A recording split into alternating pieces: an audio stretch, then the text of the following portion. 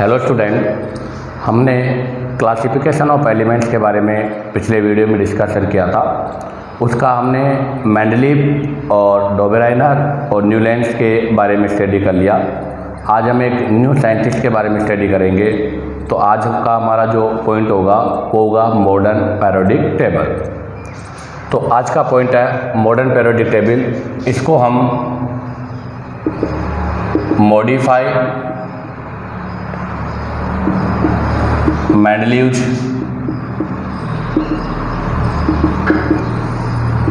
Periodic table भी बोलते हैं। अगर बात आती है मॉडर्न जो पीरियोडिक टेबल है, इसको जो प्रपोज किया था, प्रपोज बाय हेनरी मोजले। हेनरी मोजले ने इसको प्रपोज किया था 1913 में।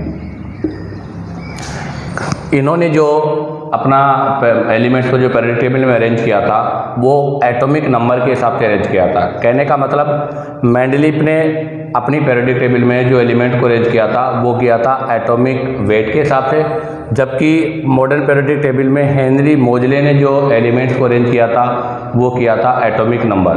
तो देखिएगा मॉडर्न पीरियोडिक लॉ क्या है। मॉडर्न पीरियोडिक लॉ, तो मॉडर्न पीरियोडिक लॉ जो है वो है कि the physical and chemical properties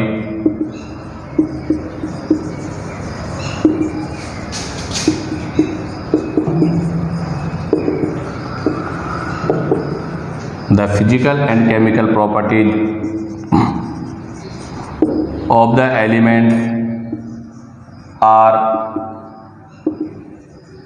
periodic function of their atomic number। तो ध्यान रखना, आपके जो मोजले की पीरियोडिक टेबल है उसमें फिजिकल और केमिकल प्रॉपर्टी जो होती है वो एटॉमिक नंबर पर डिपेंड है। अर्थात हम ऐसे भी कह सकते हैं नंबर ऑफ प्रोटॉन या फिर number of electron in neutral atom, क्योंकि हमें पता है कि एक न्यूट्रल एटम में नंबर ऑफ प्रोटॉन और नंबर ऑफ इलेक्ट्रॉन इक्वल होते हैं, और जो नंबर ऑफ प्रोटॉन या जो नंबर ऑफ इलेक्ट्रॉन है वही क्या कहलाता है, एटॉमिक नंबर कहलाता है। अब बात करते हैं यहाँ से इसके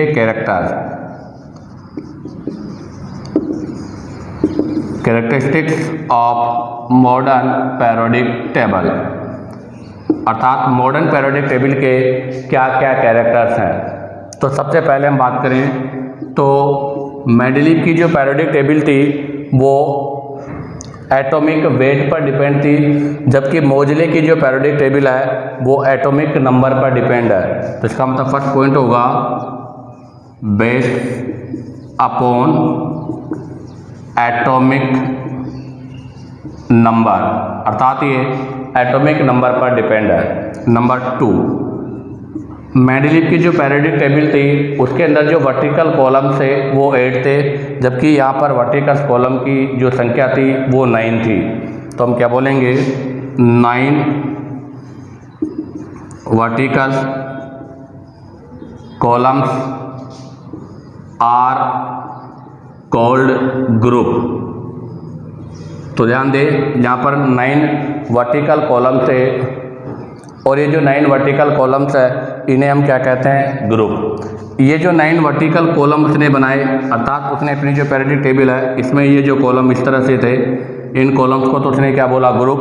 और इस तरह से जो हॉरिजॉन्टल रो थी उनको क्या बोला उन्होंने, पीरियड। तो ये हॉरिजॉन्टल जो रो थी ये तो कहलाएगी पीरियड, और ये वाले जो है वो कहलाएंगे ग्रुप।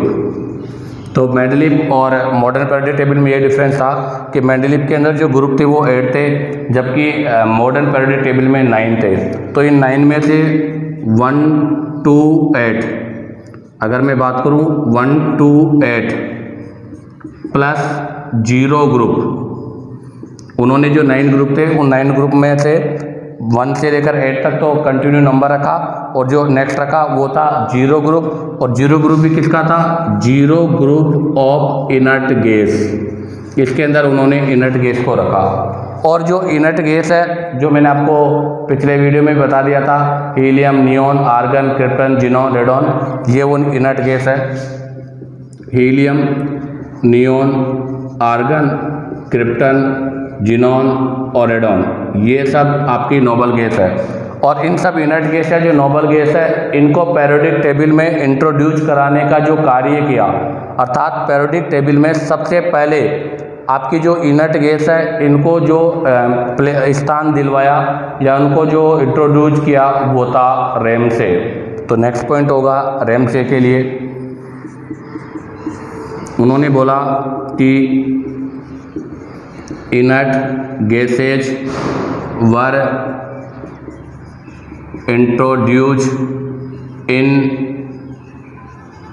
पेरियोडिक टेबल, अर्थात पेरियोडिक टेबल के अंदर इन आपके जो इनर्ट गैस हैं उनको जो स्थान दिलवाने का काम किया वो किया था रैमसे। ध्यान दें, रैमसे एक साइंटिस्ट का नेम है। इन्होंने सबसे पहले पेरियोडिक टेबल में नोबल गैसों को इंक्लूड किया। और इसका लास्ट पॉइंट है कि इन्होंने जो ये वर्टिकल कॉलम से ये तो 9 रखे, लेकिन हॉरिजॉन्टल रो थी जिसको पीरियड बोलते हैं, उनके नंबर कितने थे? 7। तो 7 horizontal row are called periods. तो इसी के साथ ये मॉडर्न पेरियोडिक टेबल के कैरेक्टर और इसका लॉ कंप्लीट होता है। अब हम यहाँ से डोबेराइनर, न्यूलैंड, मेंडलीव और मॉडर्न पेरियोडिक टेबल से रिलेटेड कुछ क्वेश्चंस के बारे में डिस्कशन करेंगे। हाँ, तो अब हम डिस्कस करने वाले हैं क्वेश्चंस के बारे में। तो देखिएगा, फर्स्ट क्वेश्चन है कि Mendeleev periodic table is based on, अर्थात मेंडलीव ने अपनी जो पेरियोडिक टेबल में एलिमेंट्स को अरेंज किया था वो किसके बेस पर किया था? एटॉमिक नंबर या एटॉमिक वेट? तो मेंडलीव ने अपनी पेरियोडिक टेबल में एटॉमिक वेट को इम्पोर्टेंस दिया था। तो इस क्वेश्चन का आंसर होगा atomic weight. Second question, the first attempt to classify element systematically was made by, अर्थात वो कौन सा साइंटिस्ट है जिसने एलिमेंट्स को सबसे पहले सिस्टेमेटिक रूप से क्लासीफाई किया था? तो सबसे फर्स्ट सिस्टेमेटिक क्लासीफाई किया था मेंडलीव ने। तो इसका आंसर होगा Mendeleev. Next question, which of the following element was present in Mendeleev periodic table? हमें बताना है कि इनमें से कौन सा एलिमेंट मेंडलीव की पेरियोडिक टेबल में था। तो हमने मेंडलीव की एक एडवांटेज पढ़ी थी, उसमें था प्रेडिकेशन ऑफ एलिमेंट्स, अर्थात मेंडलीव ने अपनी पेरियोडिक टेबल में कुछ एलिमेंट्स के बारे में प्रेडिकेशन किया था। जैसे मैंने आपसे बताया था अल, बेला, सिल्ली, मेन, गंगा से जमुना तक, अर्थात एल्यूमिनियम, बोरॉन, सिलिकॉन और मैग्नीज।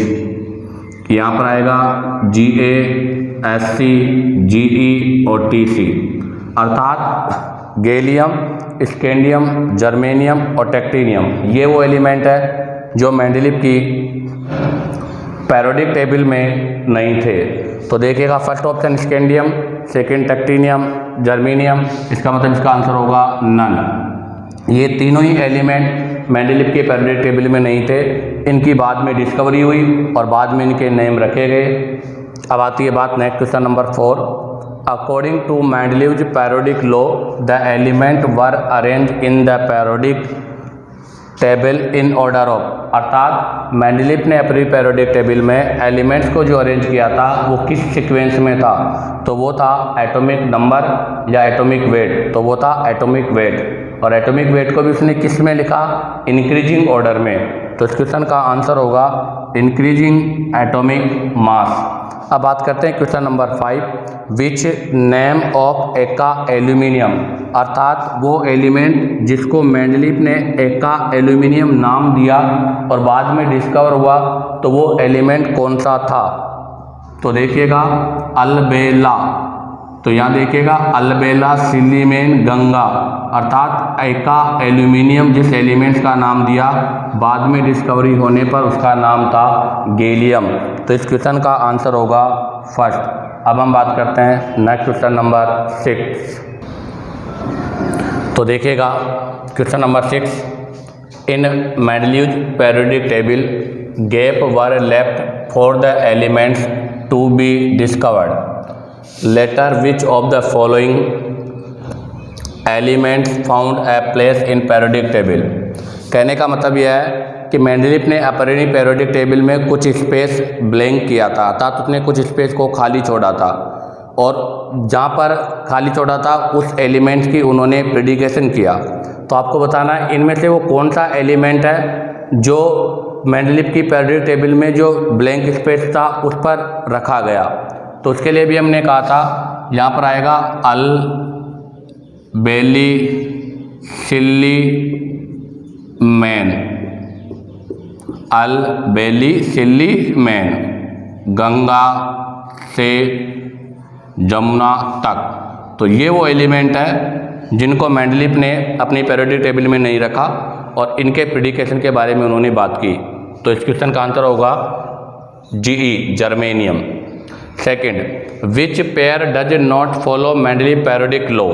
हमें बताना है कि इनमें से कौन सा पेयर जो है मेंडलीव पीरियोडिक लॉ का फॉलो नहीं करता, अर्थात एटॉमिक वेट के इंक्रीजिंग ऑर्डर में नहीं है। तो इसके लिए भी हमने आपको एक एक ट्रिक बताई थी, क्या कि आमिर खान तेरी इच्छा ठंडा पेप्सी क्यों नहीं, अर्थात ये वो एलिमेंट्स थे जो मेंडलीव पीरियोडिक टेबल में इंक्रीजिंग ऑर्डर अर्थात एटॉमिक वेट के इंक्रीजिंग ऑर्डर का फॉलो नहीं करते। तो देखिएगा फर्स्ट पेयर भी है, सेकंड भी है, थर्ड भी है। तो आंसर क्या होगा? All of these. Next question, X Y and Z are the 3 member of the Dobereiner triads. आपके पास एक्स वाई जेड 3 एलिमेंट्स है, एक्स वाई और जेड। ये तीनों एलिमेंट डोबेराइनर ट्राइड्स का फॉलो करते हैं। तो आपको बताना है कि एटॉमिक वेट ऑफ एक्स 7 है और वाई का 23 है, हमें जेड का आइडेंटिफाई करना है। तो डोबेराइनर ने अपने ट्राइड्स में क्या कहा था कि फर्स्ट और थर्ड एलिमेंट जो है उसका जो एटॉमिक मास का एवरेज है वो किसके बराबर होता है? इंटरमीडिएट अर्थात मिडल के बराबर होता है। तो यहाँ पर देखिएगा आप क्या लिखोगे, x plus Z divide by 2 equals to Y. तो आप देखिएगा x की वैल्यू क्या है 7 plus Z divide by 2 equals to Y, Y की वैल्यू क्या है 23। हम यहाँ से इसको सोल्व करेंगे तो 7 प्लस जेड इक्वल्स टू ये हो जाएगा 46। तो जेड की वैल्यू क्या हो जाएगी 46 में से माइनस कर देंगे 7 को तो ये आ जाएगा 39। तो यहाँ पर एटॉमिक मास ऑफ जेड कितना होगा 39। अब हम बात करते हैं नेक्स्ट क्वेश्चन जो कि डोबेराइनर और न्यूलैंड से रिलेटेड होंगे। तो देखिएगा next question number 9, which of the following is not a Dobereiner triads. हमें बताना है कि इसमें कौन सा डोबेराइनर ट्राइड्स नहीं है। तो इसके लिए भी हमने एक आपको लॉजिक बताया था। क्या लॉजिक था देखो, ली ना के रब सी फरियाद, बेटा मांगे कार स्कूटर बाप राजी। और यह है ग्रुप 17, यह ग्रुप 16। फिल कल बाहर आई और ओल्ड स्टाइल से टीपो, ये एलिमेंट है।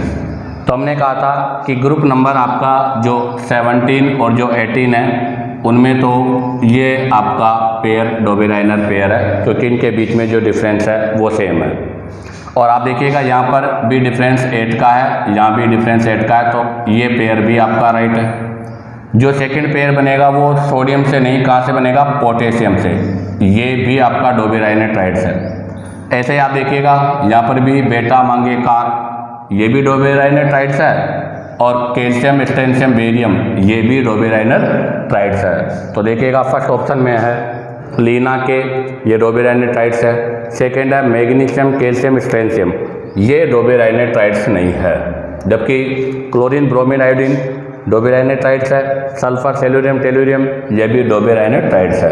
Question number 2, the law of the triads is not applicable, अर्थात हमें यहाँ बताना है कि इनमें से किस पर आपके जो डोबेराइनट का ट्राइड्स रूल है वो अप्लाई नहीं होता। तो इसके लिए भी आप देखिएगा फर्स्ट क्लोरीन ब्रोमीन आयोडीन, तो देखिएगा क्लोरीन ब्रोमीन आयोडीन डोबेराइनर है।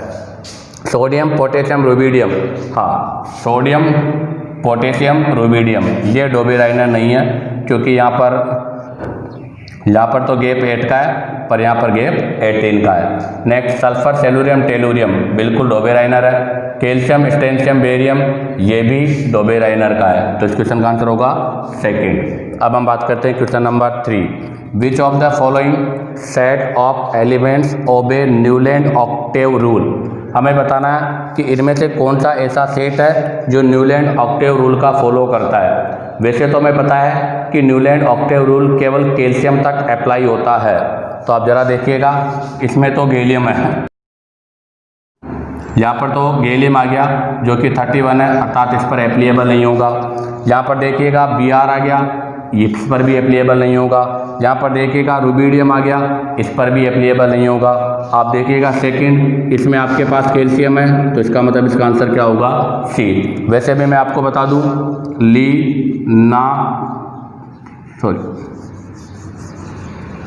Lithium beryllium boron carbon nitrogen oxygen fluorine sodium magnesium aluminium silicon phosphorus sulphur chlorine, उसके बाद में पोटेशियम और कैल्शियम।